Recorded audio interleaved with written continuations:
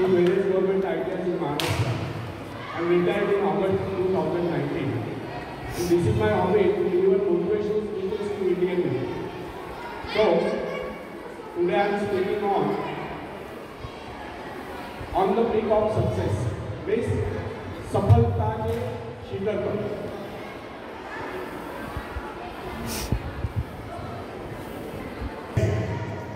यदि आप स्वयं में अपने भाग्य का निर्माता बनना चाहते हैं, तो आपकी प्रबल इच्छा है कि आप सफलता की बुलंदियों को छुए, तो इसके लिए सर्वप्रथम आपको अपना व्यवहार करना है। तो इसके लिए सबसे पहले आप अपने मन से घृणा, ईर्ष्या, द्वेष आदि विकारों को निकालकर बाहर करें, तब आप अपने भाग्य का स्वयं निर्माण करें। इस बात पर विश्वास रखें कि सब कुछ आपके हाथ में है, क्योंकि आप ही तो अपने भाग्य का निर्माता है। फ्रेंड्स, मनुष्य एक ऐसा प्राणी है जिसे प्रकृति ने सब कुछ दे रखा है। इतना नहीं, प्राकृतिक गुणों से यदि किसी प्राणी में कुशलता है तो अपने कौशल से दूसरों के गुणों को अपनाकर और भी अधिक गुण संपन्न हो सकता है। उदाहरण के लिए, हम मछली के भांति जल के चुने, लेकिन हमारे मन में उसके बाद ही तैरने की इच्छा जागृत हुई, तो हमने तैरना सीख लिया। पक्षियों की भांति हमारी परवाज करने की इच्छा हुई, तो हमने हवाई जहाज बना लिया। इस प्रकार प्रकृति ने, निसर्ग ने मनुष्य को इस प्रकार बनाया है वो सब कुछ कर सकता है। अतः प्रकृति से प्राप्त सुविधा का लाभ हम स्वयं में उठाते हैं। हम कैसा गुरु को भला हो, प्रकृति ने हमें ज्ञान, उसमें हमें ऐसी शक्ति दी, बल्कि जादुई शक्ति दी है जिससे हम सब कुछ पा सकते हैं। हाँ, यह अलग बात है कि उस शक्ति को पहुंचाने का अरस्तु ने एक बार चौराहे पर खड़े होकर चिल्ला कर कहा, इस दुनिया में सब कुछ है, जो चाहो सो पाओ, पर पहले अपने उस योग्य हो। अरस्तु ने कहा है, इस दुनिया में सब कुछ है, जो कर्म ही नहीं वो कुछ नहीं पाता। एक शक्ति भी है, कर्म ही नहीं पाओ। आपको क्या, यदि हम सतत विकासमान हैं, तो हमारी शक्तियां छीन नहीं हो सकती। प्रतिदिन झाड़ू से साफ करना पड़ता है, उसी प्रकार मन के कूड़े को प्रतिदिन साफ करें। निरंतर नए विचार, आगे बढ़ने के विचार, प्रगति के विचार, उन्नति के विचार मन में लाए, तब शक्तियों को क्षीण करने की क्रिया स्वयं समाप्त होगी। हमारे मन तथा शरीर में निरंतर विकास की क्रिया जारी रहना स्वाभाविक है। इसमें बाधक तब पड़ती है जब दूषित विचार हमारे मन पर आक्रमण करते हैं।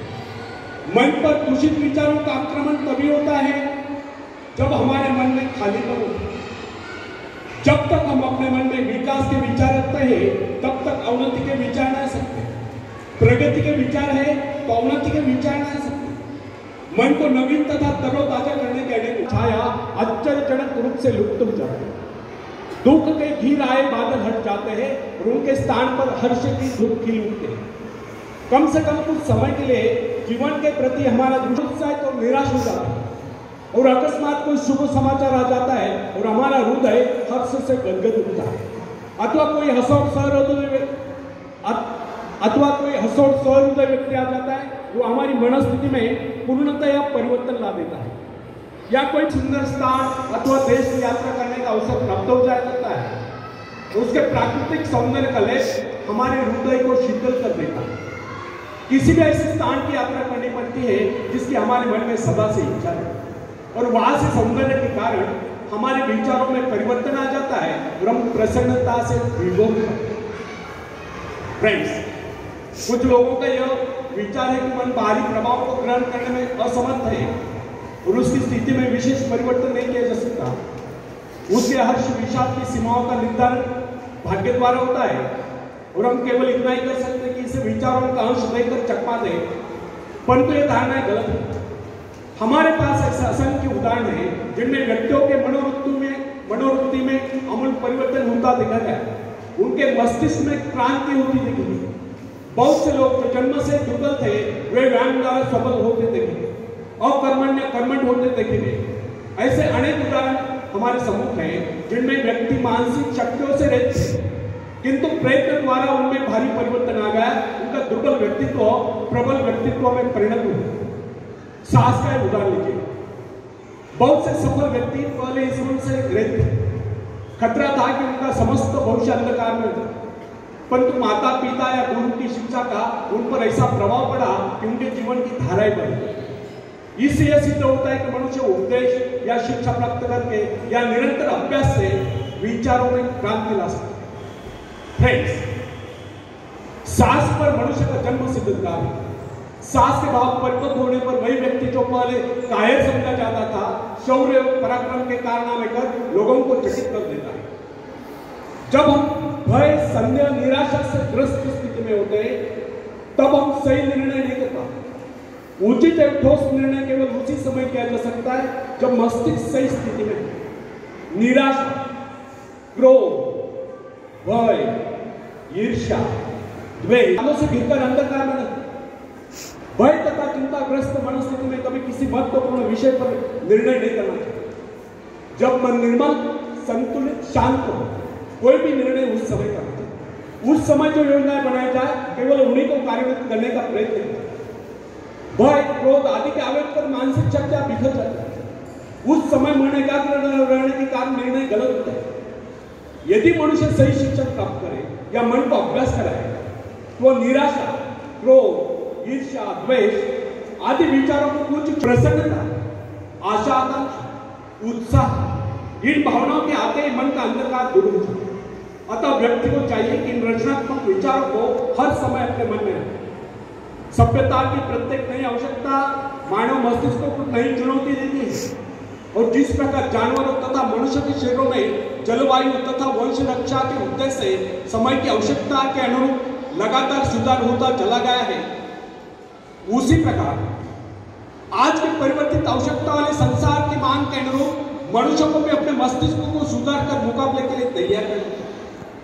मस्तिष्क पर जिन विषयों पर सोचने का भार आ पड़ता है, उसी के अनुरूप अपने में परिवर्तन कर लेता है। वह नई कोशिकाओं का विकास कर लेता है, दुर्बल कोशिकाओं की मरम्मत कर लेता है तथा उन्हें मुकाबले के लिए तैयार कर लेता है। फ्रेंड्स, बड़े शहर के हलचल और शोरगुल में काम करने वाले व्यक्ति का मस्तिष्क विभिन्न रूपों में विकसित है।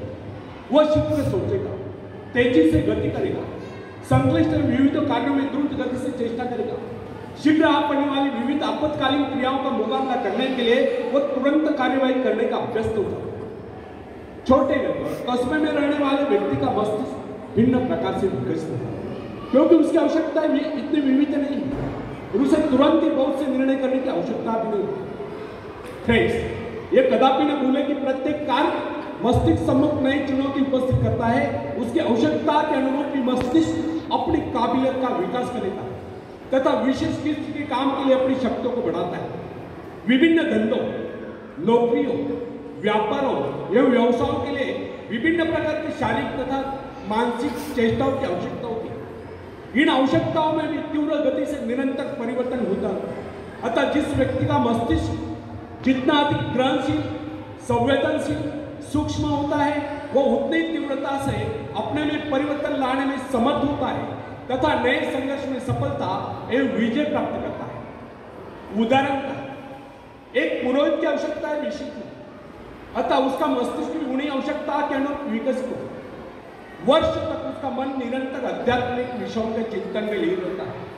अतः उसके मस्तिष्क के विकास का स्वरूप एक वकील, एक व्यवसायी एवं भवन निर्माण विशेषज्ञ से भिन्न होती है। जिस व्यक्ति का जीवन अध्ययन या भौतिक हलचल में लीन रहा है, उसके मस्तिष्क के सेल्स का विकास एक व्यापारी के मस्तिष्क से भिन्न होता है। अध्यापक में विचारों की उन्मुक्तता, कार्यों में शिथिलता, भौतिक पदार्थ की प्राप्ति के आग्रह का अभाव, एकांत प्रियता दिखाई देती है, जबकि व्यापारी में समझदारी, दूरदर्शिता, चतुरता, नियमबद्धता, समयबद्धता और फूर्ति दिखाई देती है। महत्वाकांक्षा मस्तिष्क के विकास में परिवर्तन या सुधार लाने वाली प्रबल शक्ति है। महत्वाकांक्षा या अपने जीवन के उद्देश्य को तय कर लेना स्वयं अपने आप में मस्तिष्क संबंधी बहुत ही महत्वपूर्ण घटना है। वैज्ञानिक लोग मस्तिष्क को विकसित करने की संभावना पर खोज करने में व्यस्त है। समय आएगा जब मस्तिष्क के विकास के रहस्य को मानव जान लेगा और इससे मनुष्य के चरित्र के विकास का कार्य सरल हो जाएगा। तब तक हमारे लिए इतना जान लेना पर्याप्त है। यदि हम अपने व्यक्तित्व का ऐसा विकास चाहते हैं कि हमारा व्यक्तित्व, यदि हम अपने मन का ऐसा विकास करना चाहते हैं कि हमारा मस्तिष्क, हमारा व्यक्तित्व सर्वप्रिय बने, तो इसके लिए सर्वप्रथम हमें अपने मन से घृणा, ईर्ष्या, द्वेष आदि विकारों को निकालकर बाहर कर देना होगा।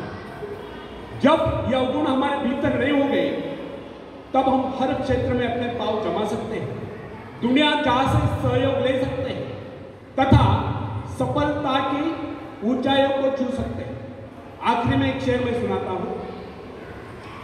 तुम उड़ सकते हो मुक्त आकाश में, तुम मुक्त आकाश के पंछी हो, तुम व्यर्थ डरे, तुम भूल ही गए हो कि तुम्हारे पास पंख, तुम पैरों से चल रहे हो, तुम आकाश में उड़ सकते हो। थोड़ा फड़फड़ाओ ताकि तुम्हें एहसास हो। ध्यान सिर्फ भरोसा पैदा करने के लिए है, तुमने कुछ खोया नहीं, तुम सिर्फ भूले हो कि अपने पास पंख है, अपने पास पंख है। धन्यवाद।